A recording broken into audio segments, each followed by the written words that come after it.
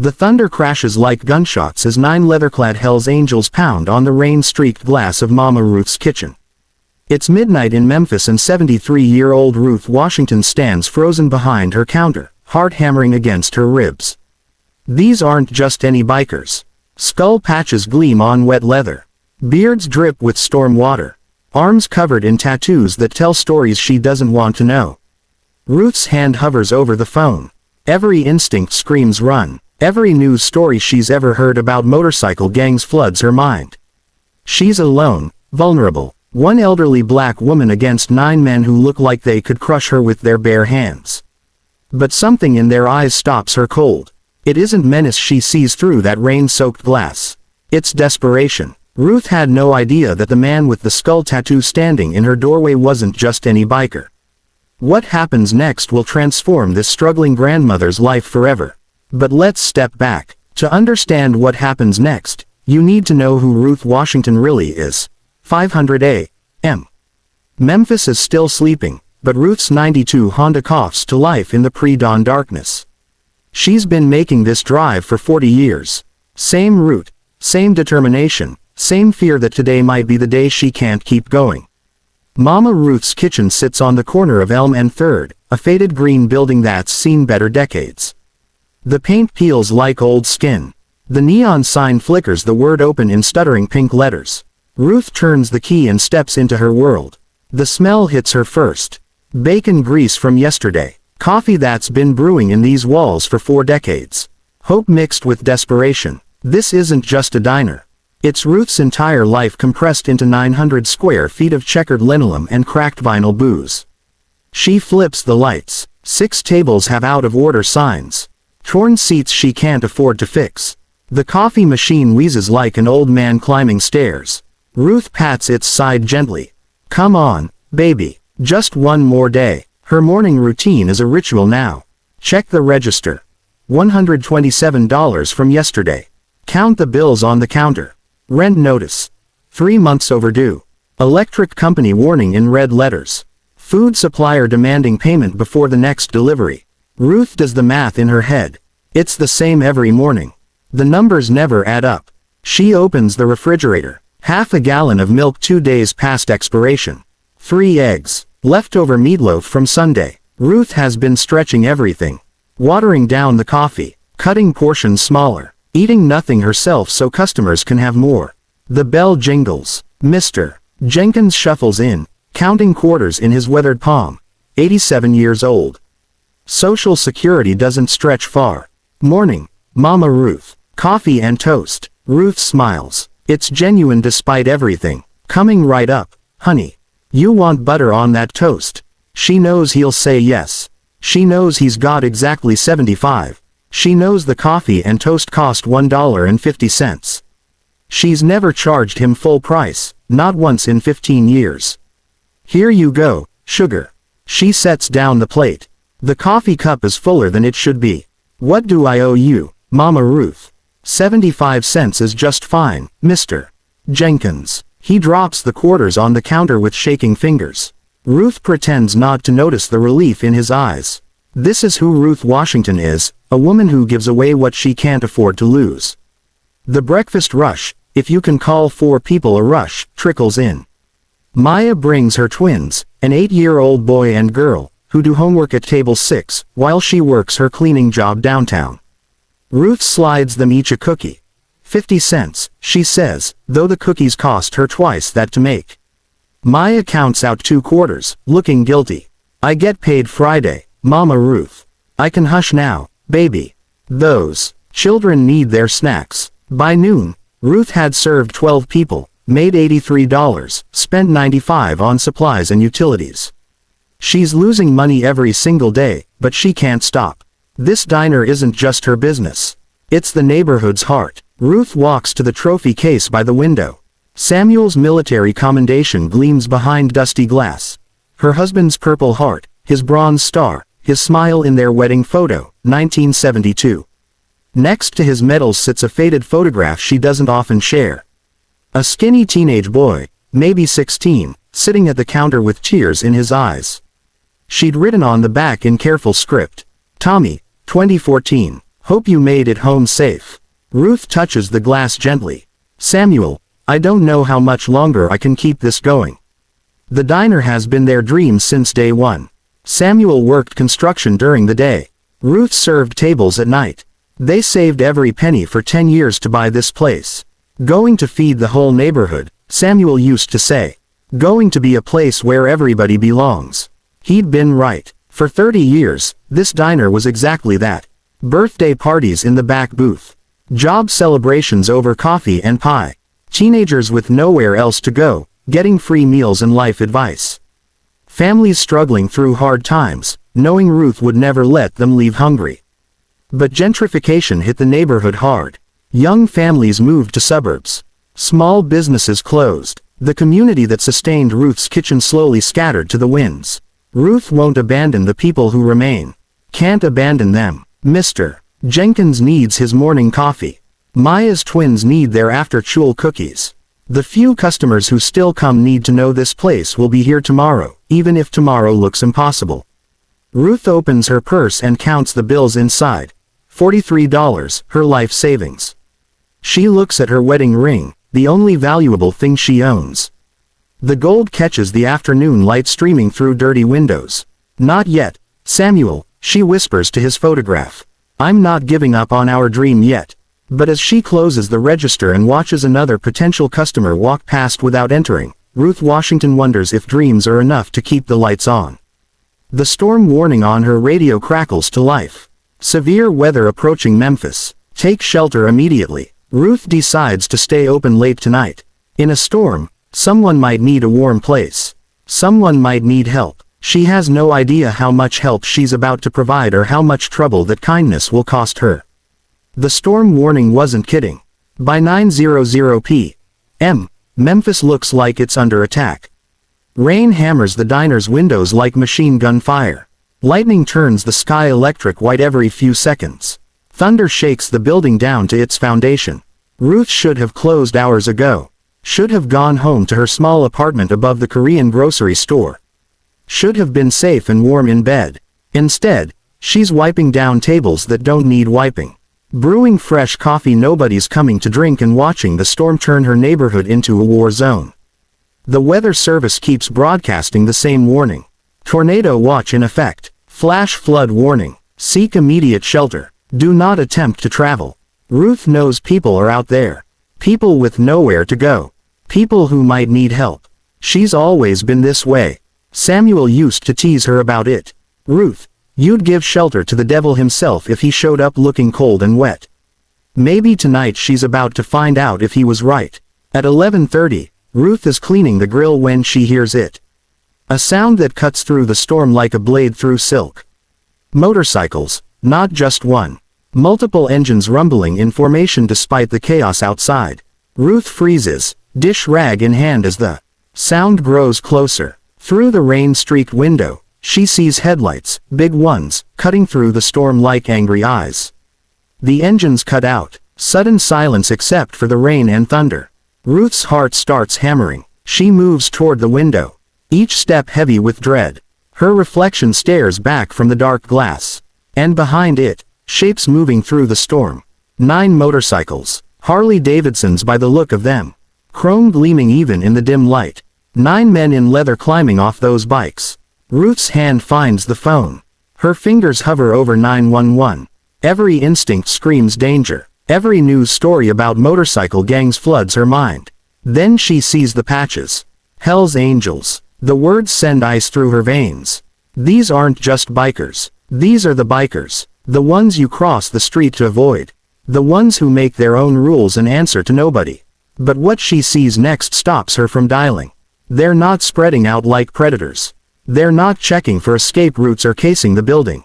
Instead, they're clustered around one man protecting him, shielding him from the rain with their bodies.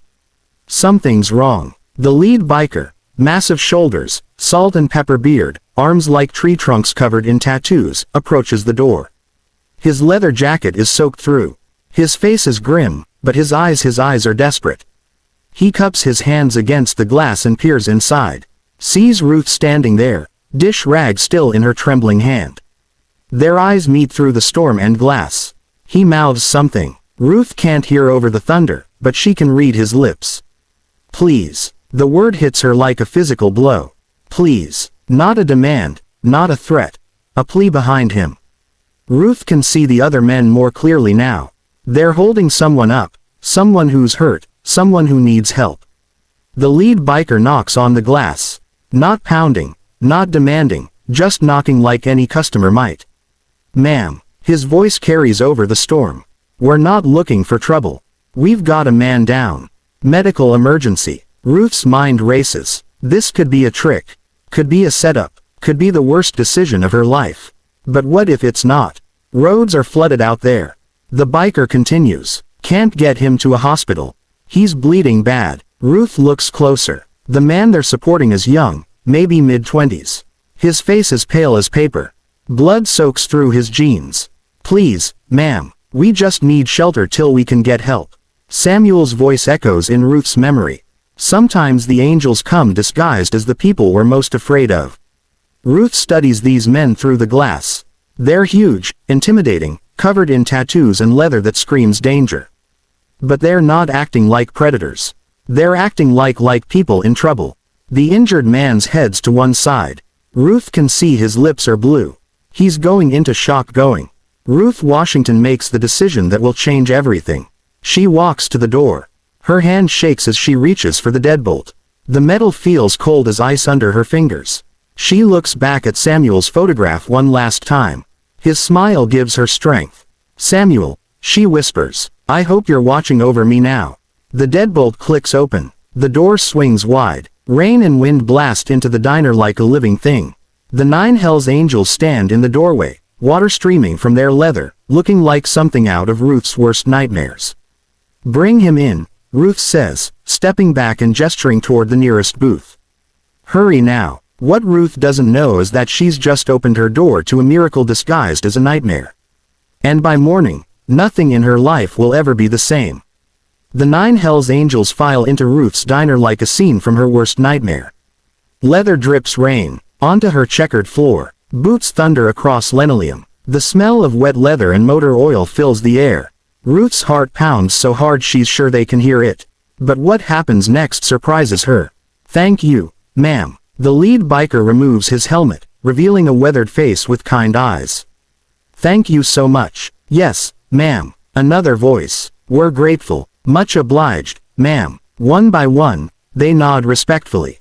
These terrifying men with skull tattoos and chains hanging from their belts are saying, ma'am, like they're talking to their grandmothers.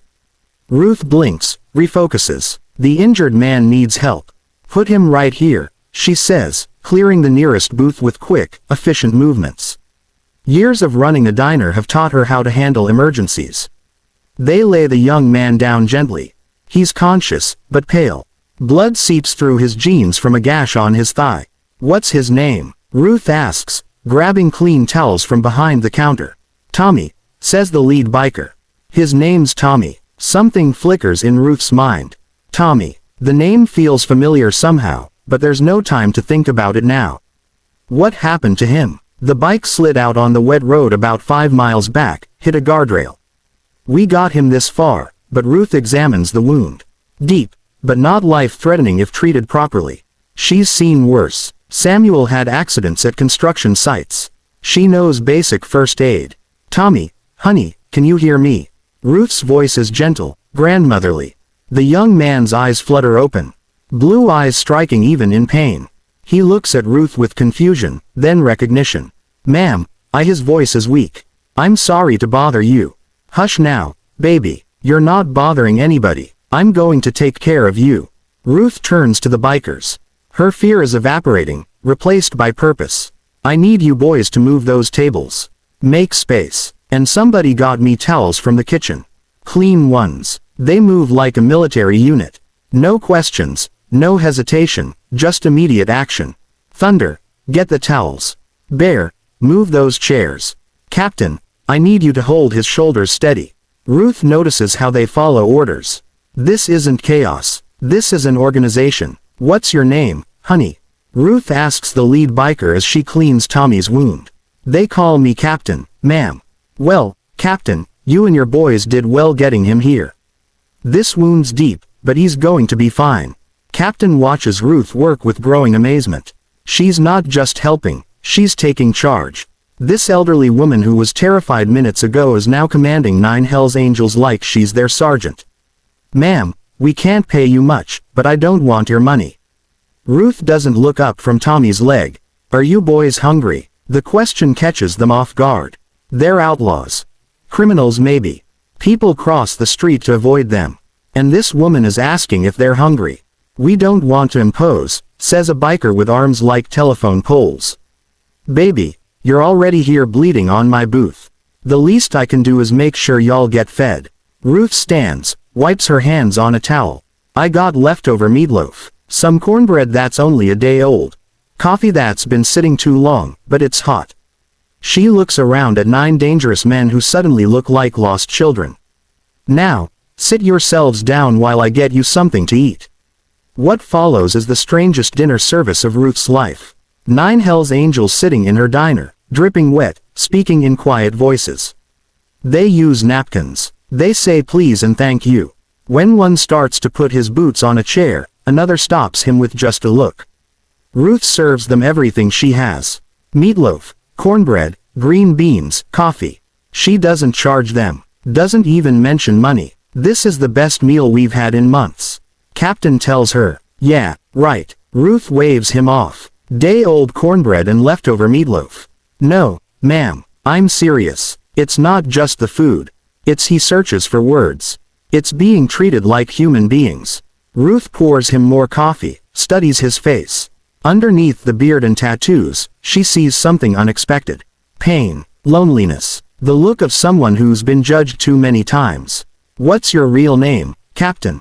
He hesitates. "Michael, ma'am. Michael Rodriguez." "Well, Michael, everybody's human. Everybody deserves a hot meal and kindness." As the hours pass, Ruth tends to Tommy, changes his bandages, brings him water, check his temperature. The wound is clean, but he's developed a fever. Around 3 a.m., Tommy's condition worsens. He's burning up, delirious. Ruth recognizes the signs of infection. "We need to get him to a hospital," she announces. "Roads are still flooded," says Michael.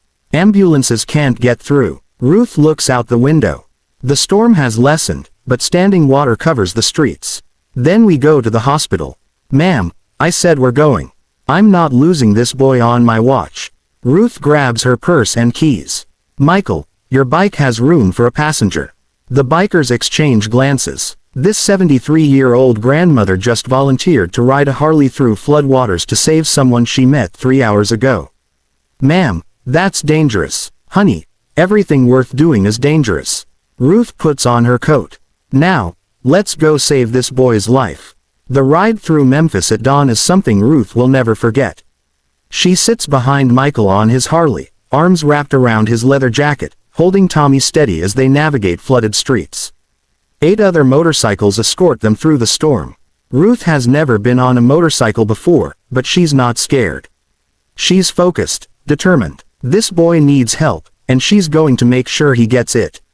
At Memphis General, Ruth doesn't leave Tommy's side. She holds his hand while doctors clean and stitch his wound. She strokes his forehead while nurses start an IV.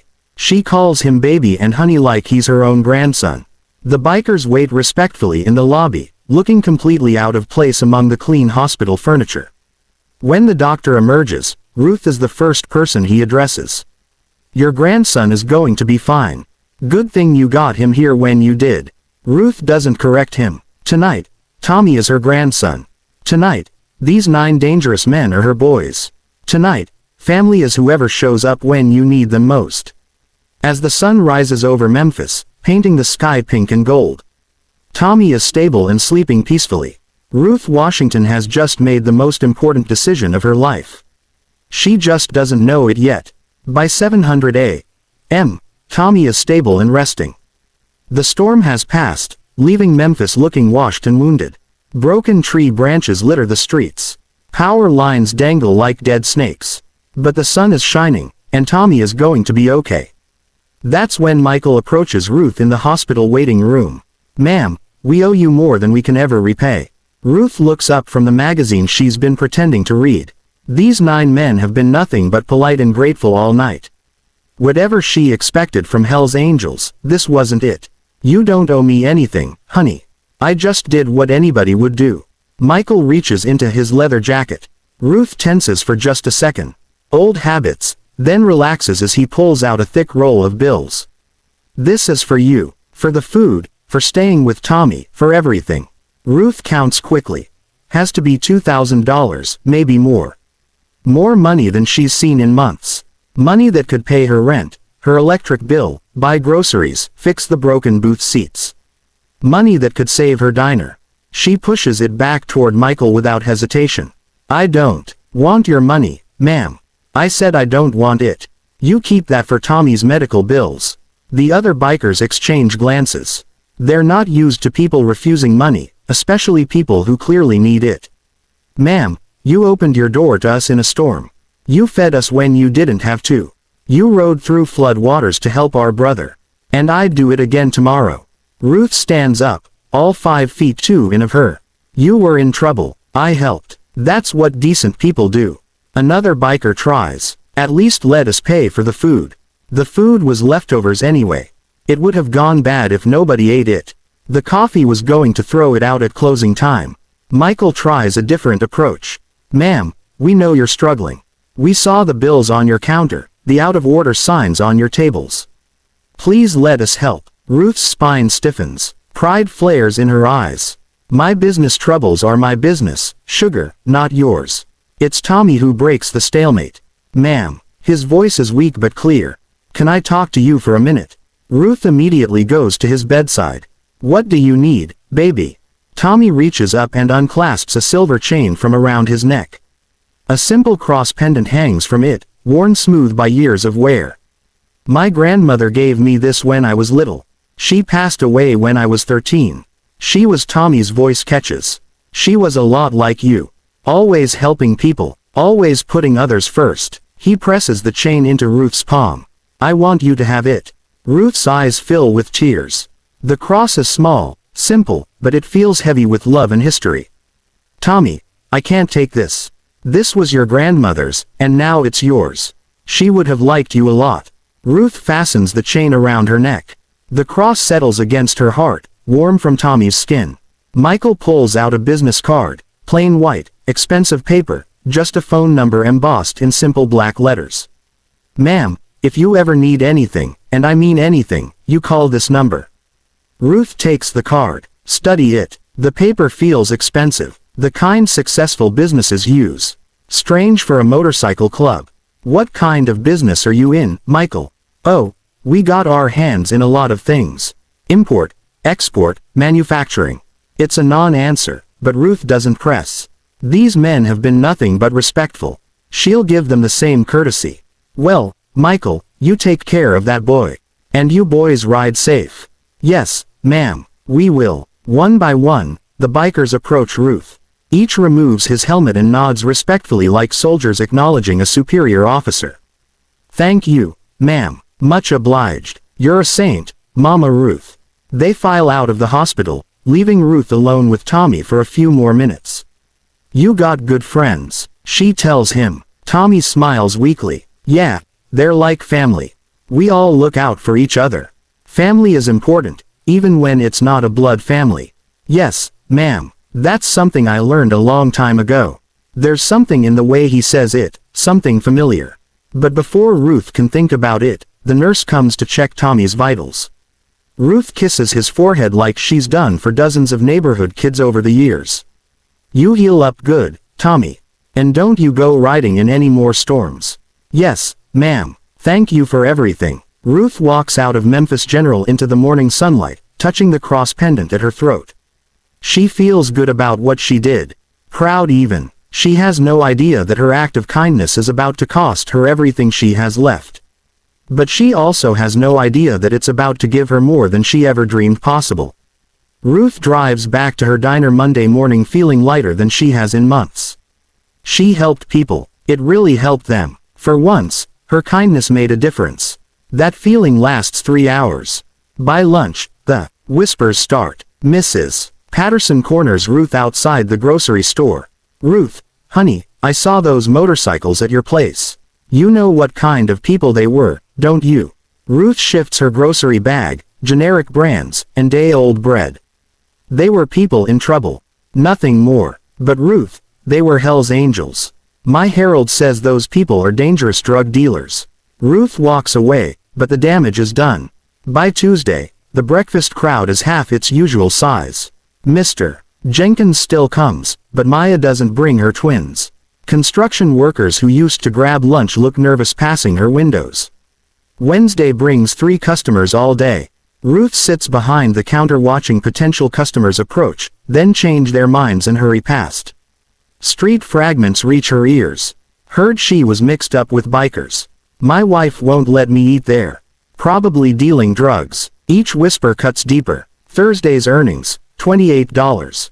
Friday, $19. Ruth stares at the nearly empty register, fighting panic. She can't afford basic supplies now. But strange things keep happening. Tuesday afternoon, flower delivery arrives. Beautiful, expensive, no card, just ingratitude in an elegant script. Ruth studies them suspiciously. Some kind of signal, payment for something she unknowingly agreed to. Wednesday brings premium coffee beans. No sender information. The delivery man shrugs when Ruth asks who sent them. Paid online. Sorry, lady. Ruth examines the coffee. Expensive stuff. The kind that raises questions she doesn't want to answer. Wrong numbers start calling. People asking for Captain or the Memphis location. When Ruth says the wrong number, they hang up quickly. Too quickly. A black sedan appears regularly across from her diner. Different times, same car. Someone inside takes pictures of her building. Ruth calls Michael's business card number. Professional voicemail. You've reached Rodriguez Enterprises. Please leave a detailed message. Rodriguez Enterprises. What motorcycle club has corporate voicemail? Friday evening, Ruth sits alone in her empty diner. The eviction notice arrived that afternoon. 15 days to pay $4,800 or lose everything. Savings account balance $73. Ruth touches Tommy's cross pendant hanging next to Samuel's wedding ring. She pulls out the faded photograph of the teenage boy she helped years ago. Something about his eyes reminds her of Tommy from that stormy night. Samuel, she whispers to his photograph. I think I'm in more trouble than I realized. Outside, the black sedan drives slowly past one more time. 2 weeks have passed since that stormy night. 2 weeks since Ruth opened her door to 9 strangers who changed everything. It's 3:00 p.m. on what might be her last day of business. Ruth sits in her empty diner, staring at the eviction notice taped to her front window. 15 days have become 0 days. She has $19 in the register and a broken heart. The coffee machine wheezed its last breath this morning. The refrigerator makes sounds like a dying animal. Ruth can't afford to fix either one. She walks through her diner one final time, touching each table, each picture of Samuel. This place has been her whole world for 40 years. Tomorrow, it belongs to someone else. Ruth picks up the phone to call her landlord and surrender the keys. Her finger hovers over the numbers. That's when she hears it. The rumble of motorcycles. Ruth's blood turns cold. Are they back? Has her nightmare finally arrived to collect whatever debt she unknowingly owes? But this isn't 9 bikes. This is 50, maybe more. The sound grows louder, closer, until it shakes the windows of her dying diner. Ruth peers through the glass and her knees nearly buckle. A procession of motorcycles stretches down the block. Harleys gleaming in the afternoon sun. Behind them, black SUVs, news vans, dozens of cars. What looks like a small army assembling outside her failing restaurant. Neighbors emerge from buildings. People point and stare. Mrs. Patterson clutches her purse like she's witnessing an invasion. Ruth's hands shake as she recognizes the lead rider. Michael, Captain, whatever his real name is. But now he's not alone. People in expensive business suits step out of the SUVs. Camera crews set up equipment. A woman with a microphone and perfect hair talks rapidly to a cameraman. Ruth's terror spikes. This is it. This is where they reveal whatever crime she's unknowingly committed. Whatever price she has to pay for one night of kindness. Michael removes his helmet and approaches her door. His companions follow, leather and suits mixing in an impossible combination. Ruth's hand trembles as she unlocks the door. Every instinct screams, run. But where would she go? This is all she has. This is all she's ever had. Mama Ruth, Michael says, his voice warm despite the circus surrounding him. I owe you an explanation for everything that's happened these past 2 weeks. Ruth steps back, letting them enter. Her small diner fills with an impossible mix of bikers and business people. Camera crews hover at the edges. Michael, I don't understand what's happening. Michael smiles gently. Ma'am, my name is Michael Rodriguez and I'm the CEO of Rodriguez Manufacturing, one of the largest motorcycle and automotive parts companies in the country. Ruth blinks. CEO. But you're a biker. Hell's Angels. Yes, ma'am, I am. These men with me were all military veterans who ride together once a month, but we're also business owners, executives, professionals. A man steps forward, removing his leather jacket to reveal an expensive suit underneath. Ma'am, I'm David Parker. I run West Coast Logistics for the company.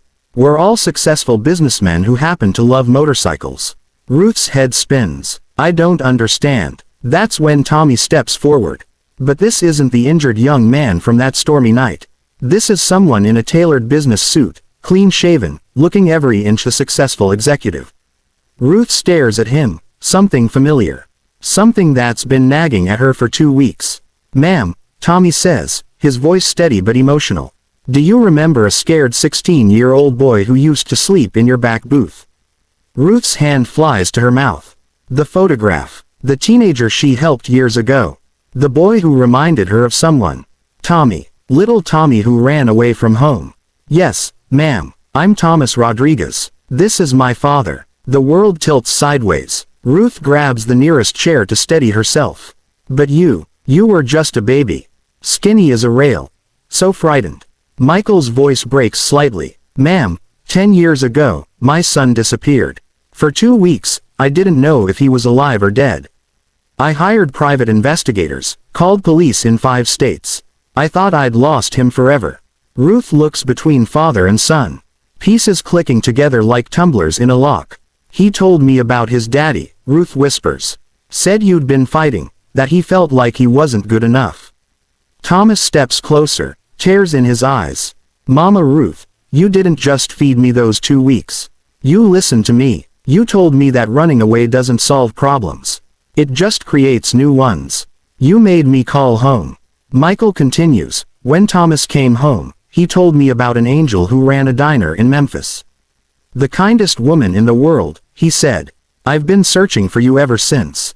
Ruth's knees give out. She sits heavily in the nearest booth, overwhelmed. These past 2 weeks, Michael explains, we weren't spying on you. We were confirming you were the same person. Every act of kindness we witnessed proved what Thomas always said about you. The flowers, the coffee. Ruth's voice is small. We were trying to honor you, Thomas says. But we see now that our secrecy caused you pain. We heard about customers staying away, about your financial troubles. Ruth looks around at the cameras, the suited executives, the impossible scene in her dying diner. I lost everything, she whispers. I lost my customers, my income. I was just trying to help and Michael turns to one of his companions. Call the landlord immediately. Pay the back rent in full. Call the utility company. Clear all outstanding balances. He turns back to Ruth. Ma'am, we caused this damage. We're going to fix it. But more than that, Thomas says, pulling out his phone to show Ruth photos, graduation, wedding, children. Every good thing in my life traces back to those 2 weeks you cared for a stranger's son. Ruth stares at the photos. The scared teenager she once helped is now a successful businessman with a family of his own. I never knew.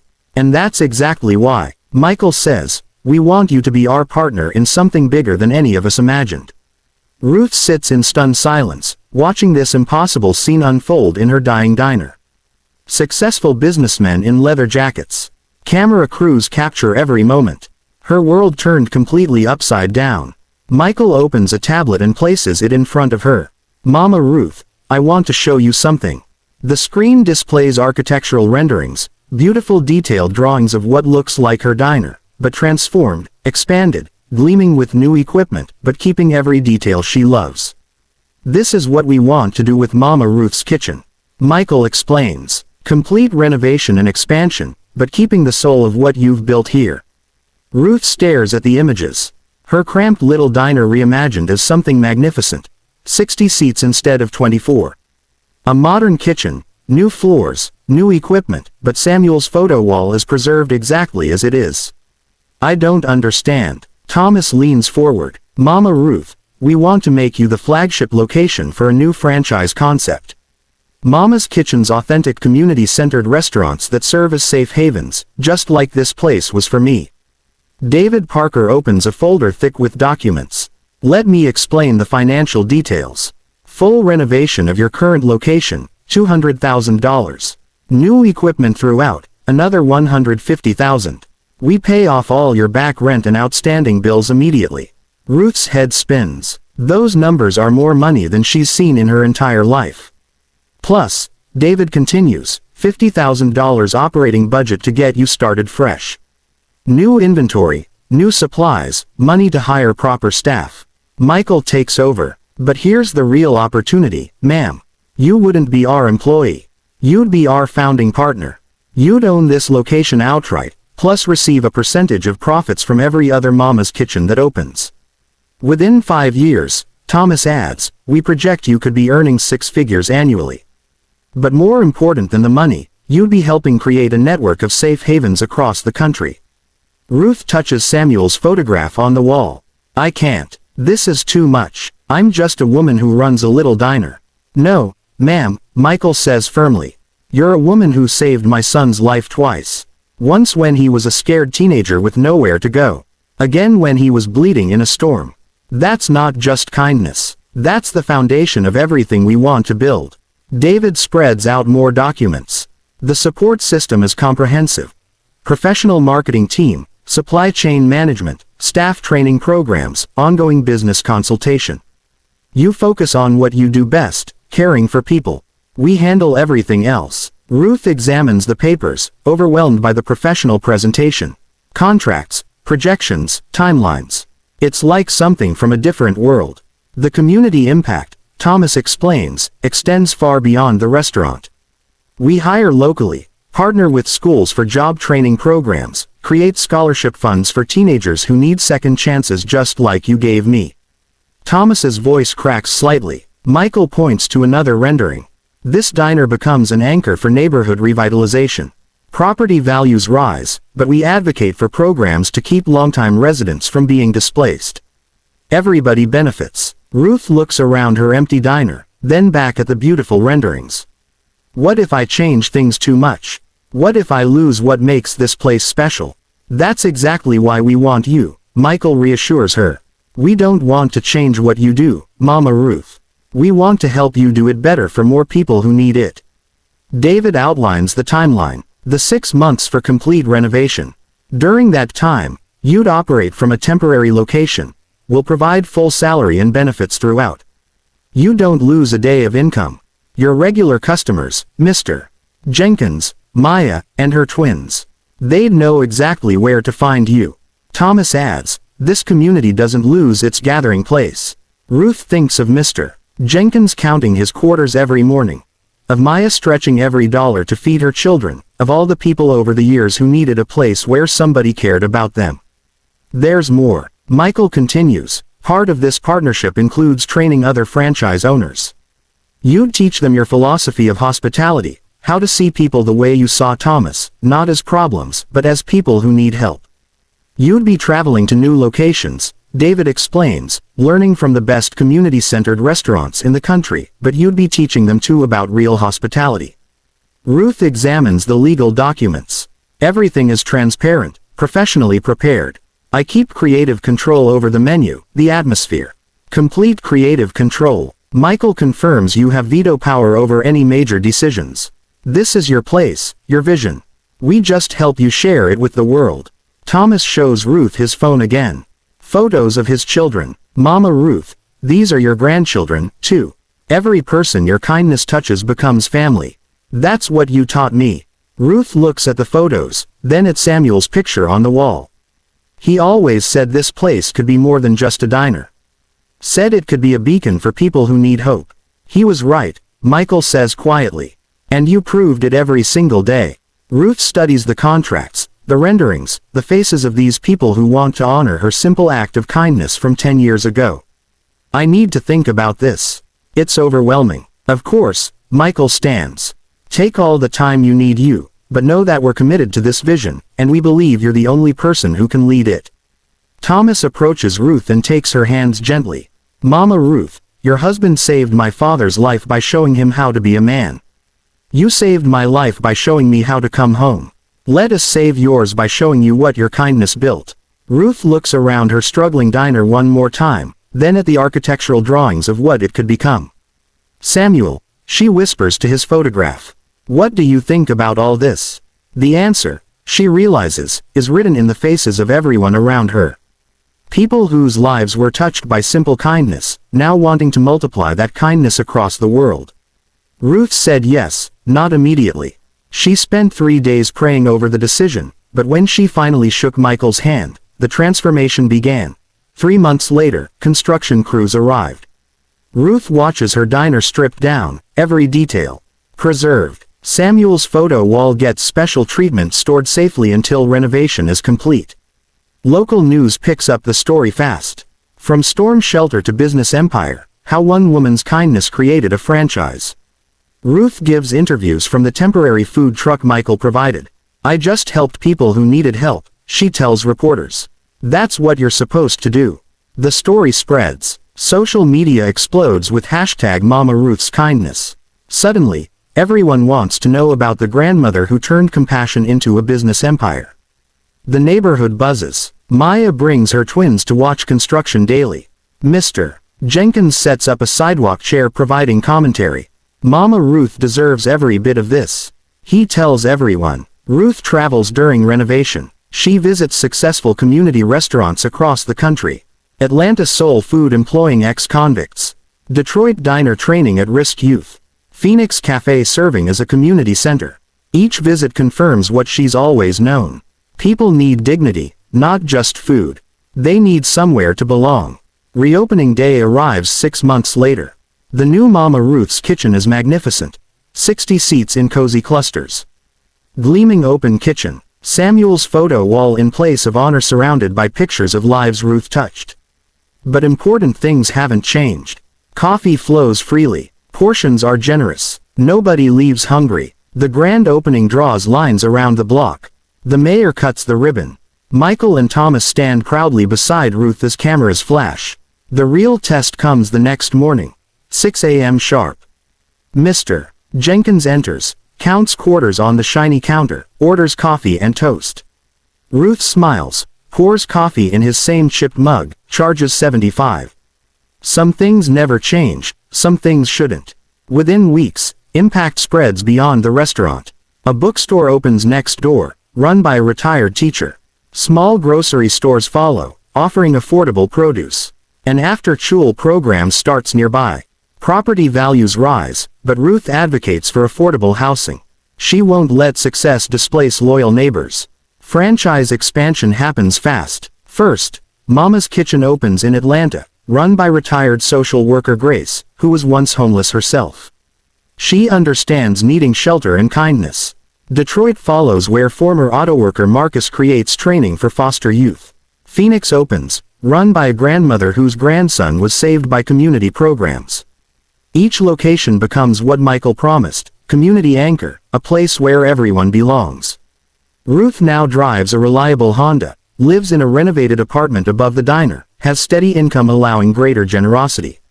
Real success isn't measured in dollars. It's measured in teenagers learning jobs, skills and life lessons. Families know they have a safe harbor. The community is growing stronger because one woman opened her door during a storm. Monthly motorcycle meetings continue, but are different now. Michael's executive writers share tables with neighborhood families. Leather jackets mix with school uniforms. Business deals discussed over Ruth's meatloaf. Ruth receives awards from the mayor, governor, Congress. She insists Michael and Thomas share every honor. This wasn't my success, she tells reporters. This is what happens when good people work together. Documentary crews arrive. Hollywood producers want her story. Ruth declines most offers, agrees to one film about second chances, proceeds funding runaway youth programs. 6 new locations opened within 2 years. Each owner embodies Ruth's values. Each becomes a neighborhood heartbeat. The employment program graduates 50 teenagers. Emergency shelter fund helps 30 families through crisis. The scholarship program sends 12 kids to college. The network grows, but the mission stays pure. Feed people. Treat them with dignity. Offer second chances. Ruth visits each location, training owners in her philosophy. See people as somebody's child who needs help. She always says corporate executives in leather jackets ride between locations, ensuring quality but never forgetting the mission.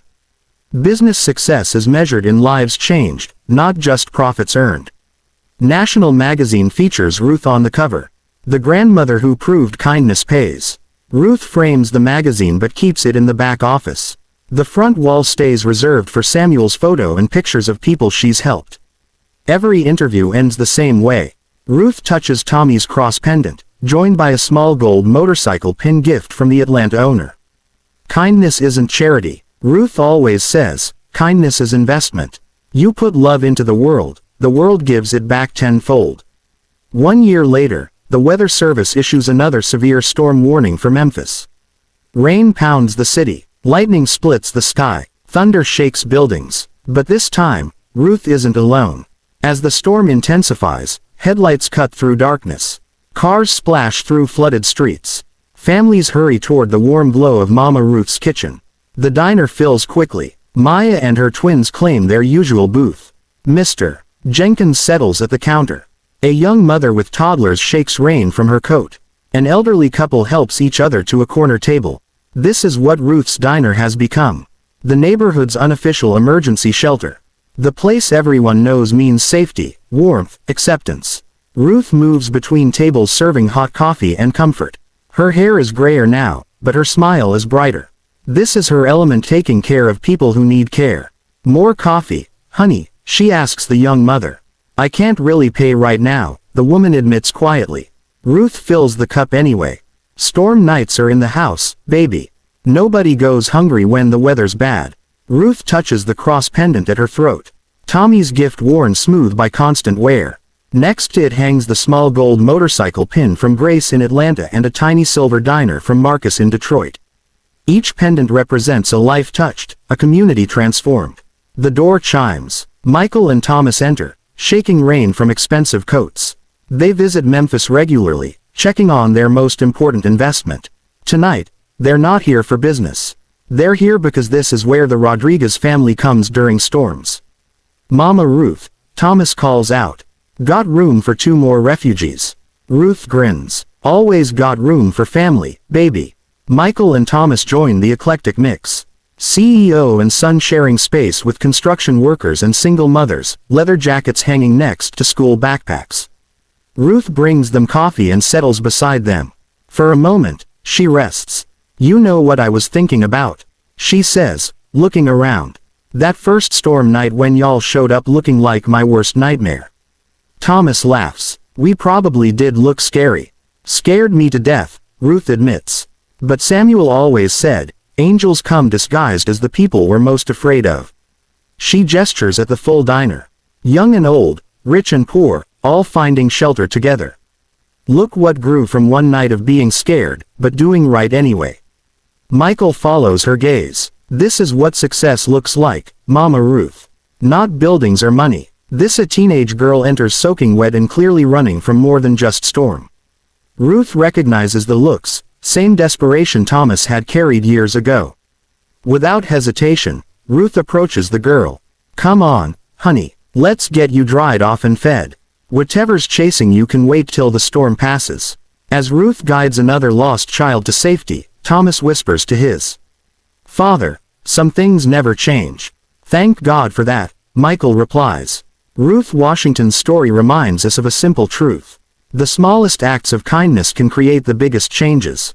A meal offered to a scared teenager became a thriving business empire. A door opened during a storm became a doorway to transformed lives. One grandmother's courage to help strangers became a network of safe havens across America. Every day we encounter people who need help. The lost teenager, the struggling neighbor, the stranger in crisis. Ruth saw past her fear to recognize someone's child who needed care. You don't need wealth or power to change a life. Sometimes all it takes is treating someone with dignity when they're at their lowest point. Your kindness today might be someone's turning point tomorrow. Ruth proved that love multiplies when we give it away freely. That ordinary people can create extraordinary change through simple human decency. What act of kindness will you choose today? Share this story if it moved you and let us know in the comments about a time when someone's kindness changed your life. Like and subscribe to Hidden Turns for more stories that prove goodness is contagious.